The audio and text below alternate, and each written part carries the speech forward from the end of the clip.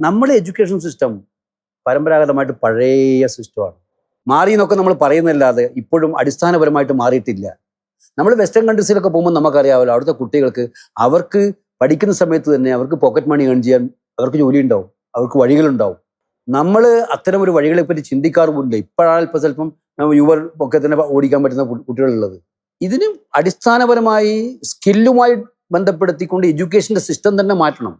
അത് കോളേജ് എഡ്യൂക്കേഷനിൽ തുടങ്ങിയാൽ പോരാ, അത് സെക്കൻഡറി വിദ്യാഭ്യാസ കാലഘട്ടത്തിൽ തന്നെ തുടങ്ങാൻ പറ്റും. അപ്പോൾ എഡ്യൂക്കേഷനും എംപ്ലോയ്മെൻറ്റും കൂടെ ലിങ്ക് ചെയ്യുന്ന ഒരു നവീനമായിട്ടുള്ള സാഹചര്യത്തിലോട്ട് കേരളത്തെ കൊണ്ടുപോകാൻ പറ്റുന്ന അവസ്ഥ ഉണ്ടാക്കണം. ഞങ്ങൾക്ക് അതിനെക്കുറിച്ച് കൃത്യമായ കാഴ്ചപ്പാടുണ്ട്. അതുകൊണ്ട് ഞാൻ ജെൻസിയുടെ ആശങ്കകൾ അക്കാര്യത്തിൽ മനസ്സിലാക്കിക്കൊണ്ടാണ്. വേറെ ഒന്നും നിങ്ങൾ മനസ്സിലാക്കേണ്ടത്, ഇപ്പം നമുക്കാകെ ജോലി കൊടുക്കാൻ പറ്റുന്ന എന്താണുള്ളത്? പബ്ലിക് സർവീസ് കമ്മീഷൻ്റെ ജോലിയാണ്. സർക്കാർ ജോലി എന്ന് പറഞ്ഞാൽ അതാണല്ലോ, വേറെ ഒന്നുമില്ലല്ലോ.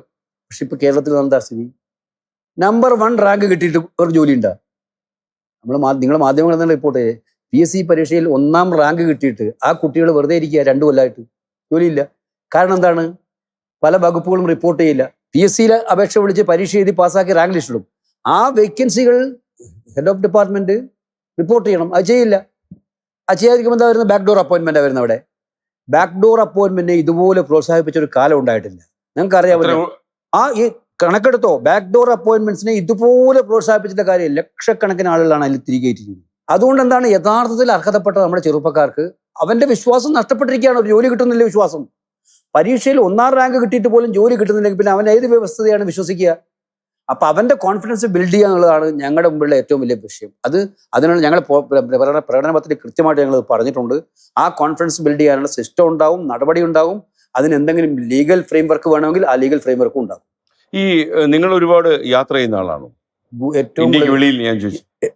ഇന്ത്യക്ക് വെളിയിൽ ഇപ്പൊ അധികം പോകാൻ പറ്റാറില്ല, ഈ ചുമതല ഏറ്റെടുത്തതിന് ശേഷം. എന്നാലും യാത്ര ഇഷ്ടപ്പെടുന്ന ആളാണ്. അവസരം കിട്ടുമ്പോഴൊക്കെ പോകാറുണ്ട്. ഒഫീഷ്യൽ യാത്രകളായിട്ടും അല്ലാതെ അല്പസ്വല്പം ഫാമിലി ഒക്കെ ആയിട്ട് യാത്ര ചെയ്ത് കൊടുക്കും. ചെയ്യുന്ന ഒരു ഫാമിലി മാനാണ്. ഓക്കെ, നന്നായി. അതെ, അവർക്ക് ആകെ ഞങ്ങളുടെ ഈ തിരക്കിനിടയിൽ ആകെ കിട്ടുന്നത് എപ്പോഴെങ്കിലും ഒരു വർഷത്തിൽ 1-2 യാത്രകളാണ് ഇങ്ങനെ പോകാൻ പറ്റുന്നത്. വൈഫിന് രാഷ്ട്രീയത്തിൽ താല്പര്യമുണ്ടോ? ഇല്ല. മക്കൾക്കും ഇല്ല. ഒരു മൂരാച്ചി നിലപാടെടുക്കുമോ നിങ്ങൾ അവർ രാഷ്ട്രീയത്തിലേക്ക് വരണം തീരുമാനിച്ചാൽ? ഒരിക്കലും ഇല്ല. അല്ല, രാഷ്ട്രീയമല്ല, ജോലിയല്ല, എന്തായാലും അവരവരുടെ ഇഷ്ടങ്ങളനുസരിച്ച് തീരുമാനിക്കാൻ സ്വാതന്ത്ര്യമുള്ള നാട്. മക്കളോട് ഇന്നത് ചെയ്യണം നമ്മൾ പറയാറില്ല. അവരുടെ ഇഷ്ടം എന്താണോ ആ ഇഷ്ടത്തിനനുസരിച്ച് അവർ മുന്നോട്ട് പോകാൻ അവർക്ക് സഹായിക്കുക എന്നുള്ളതാണ് നമ്മുടെ ജോലി. അല്ല, ഇതിന്റെ ക്ലേശങ്ങളും ദുരിതങ്ങളും ഒക്കെ കണ്ടപ്പോൾ ഈ രാഷ്ട്രീയം ഇത്രയും പാടുപിടിച്ച സംഭവമാണ് എന്ന് തോന്നിയിട്ടുണ്ടോ വൈഫിന്? അല്ല, അങ്ങനെയൊന്നുമില്ല. ഏത് സാഹചര്യങ്ങളെയും നേരിടേണ്ട ഒരു ജീവിതമാണല്ലോ ലൈഫ് എന്ന് പറയുന്നത്. അതിപ്പോൾ ഓരോ ജോലിക്കും ഓരോന്നിൻ്റെ റിസ്ക് ഉണ്ട്, ഓരോ ജോലിക്കും ഓരോന്നിൻ്റെതായിട്ടുള്ള ഗുണമുണ്ട്. അതുകൊണ്ട് ചിലത് നേടുമ്പോൾ ചിലത് നഷ്ടപ്പെടും. അതുകൊണ്ട് ചിലത് നേടുമ്പോൾ ചിലത് നഷ്ടപ്പെടും.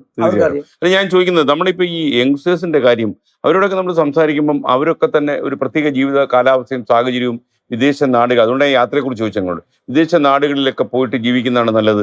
അവിടെ കുറച്ചുകൂടെ പഠിക്കാൻ പോകുന്ന സമയത്തിന് എന്തെങ്കിലും പാർട്ട് ടൈം ജോലി ചെയ്യാം, അങ്ങനെ അവിടെ ജോലി വാങ്ങിച്ച് നന്നായിട്ട് സെറ്റിൽ ചെയ്യാം എന്ന് വിശ്വസിക്കുന്നവരുണ്ട്. എന്നാൽ നിങ്ങളുടെ പ്രകടന പത്രികയിലൂടെ ഞാൻ കടന്നുപോയപ്പോൾ അവർ ഇവിടെ തന്നെ നിലനിർത്താൻ പറ്റുന്ന ഒരു സാഹചര്യം ഉണ്ടാക്കും എന്ന രീതിയിൽ പ്രതിപക്ഷ നേതാവ് ഉൾപ്പെടെ സംസാരിക്കുന്നുണ്ടായിരുന്നു. അപ്പോൾ കോൺഗ്രസ് അതിനെക്കുറിച്ച് ഗൗരവമായി ആലോചിച്ചിട്ടുണ്ടോ? കാര്യം ഇത്രയധികം ആളുകൾ, ഏണ്ട ഒരു 10-20 ലക്ഷം ആൾക്കാർക്ക് ഇപ്പോൾ കേരളത്തിൽ ജോലിയില്ല.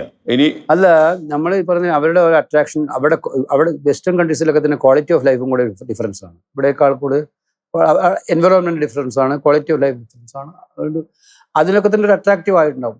പക്ഷേ ജോലിയുടെ കാര്യത്തിൽ അവർക്ക് ഈ പോകുന്ന എല്ലാവർക്കും ഇവിടെ ജോലി കൊടുക്കേണ്ട കാര്യം, അവിടെ എല്ലാം പോകുന്നത് തീർത്തും നിഷേധിക്കണമെന്നില്ല. പക്ഷെ അവിടെയാണ് കംപ്ലീറ്റ് എന്ന് പറയുന്നത് പോകുമ്പോഴാണ് നമുക്കിത് ഉണ്ടാവുന്നത്. നമ്മൾ മുമ്പ് നമ്മുടെ നാട്ടിൽ നിന്ന് അന്യനാടുകളിൽ പോയി ജോലി ചെയ്യാറില്ലേ? അന്യനാടുകളിൽ പോയി ജോലി ചെയ്യുന്നത് മഹാപാപമാണെന്ന് പറയേണ്ട കാര്യമില്ല. പക്ഷെ ഇപ്പൊ വന്നിരിക്കുന്ന ട്രെൻഡ് അതല്ല. ഇപ്പൊ ഇവിടെ നിന്നിട്ട് കാര്യമേ ഇല്ല, എല്ലാം നിരാശയായി. ആ നിരാശയാണ് നമ്മൾ ആദ്യം മാറ്റേണ്ടത്. അതിന് പരിപാടി ഉണ്ട് കൃത്യമായിട്ടും. ഞാൻ അതുകൊണ്ടാണ് പറഞ്ഞത്, നമ്മുടെ എഡ്യൂക്കേഷൻ സിസ്റ്റത്തിലും മാറ്റം ഉണ്ടാക്കണം. അത് സ്കില്ലുമായി കണക്ട് ചെയ്യിപ്പിക്കണം. എന്നിട്ട് കൂടുതൽ നമ്മുടെ നാട്ടിൽ ഇപ്പം ഓരോന്നിനും പുതിയ സ്കോപ്പ് വന്നിരിക്കണം. ഇപ്പം ആർട്ടിഫിഷ്യൽ ഇന്റലിജൻസ് വന്നപ്പോൾ എല്ലാവരും ധരിക്കുന്നത് ഉള്ള ജോലി പോകുന്നതാണ്. അങ്ങനെയല്ല ഇതിനെ കാണേണ്ടത്. ആർട്ടിഫിഷ്യൽ ഇന്റലിജൻസിലൂടെ ഏതെല്ലാം പുതിയ മേഖലയിലേക്ക് നമുക്ക് കടന്നു കയറാൻ പറ്റും, പുതിയ ഇന്നോവേറ്റീവ് ആയിട്ടുള്ള മേഖലകൾ ഇതിലേക്ക് പോകാൻ പറ്റും, അതിന് താല്പര്യമുള്ള കുട്ടികളെ അങ്ങോട്ട് കൊണ്ടുപോകാൻ നമുക്ക് എങ്ങനെ വഴി കാണിച്ചു കൊടുക്കാൻ പറ്റും. ഇതിനൊക്കെ തന്നെ ഗവൺമെന്റിന് ഒരു കൃത്യമായിട്ടുള്ള ദിശാബോധം ഉണ്ടെങ്കിൽ നടക്കാൻ പറ്റുന്ന കാര്യമാണ്. ഞങ്ങൾ ഏറ്റവും ഗൗരവതരമായിട്ട് ആലോചിക്കുന്ന വിഷയം അത് തന്നെയാണ്. ഒരു സുപ്രഭാതത്തിൽ അതെല്ലാം പരിഹരിക്കപ്പെടുമെന്നല്ല ഞാൻ പറയുന്നതിൻ്റെ അർത്ഥം. പക്ഷെ അതിലേക്കാണ് ഫോക്കസ്.